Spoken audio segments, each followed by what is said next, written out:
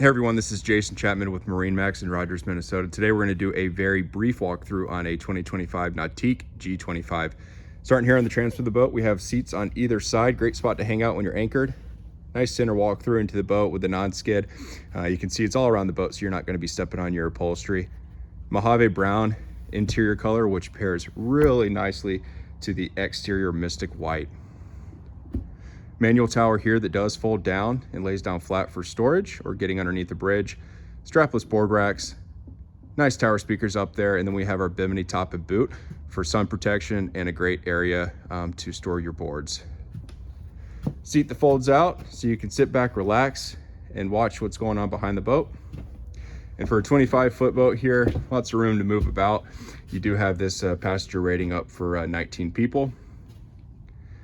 Link Panorama screen up here with your hotkeys, race car inspired seat. You can be able to toggle through with all your ballast control, surf right, surf left, navigation, your total lighting package. Everything is very accessible at the helm. Nice center walkthrough up to the bow, and then this does have the option for a bow filler cushion as well. Again, this is a 2025 Nautique G25. If you have any questions about this boat or anything else in our inventory, please give us a call or stop on by. Thanks.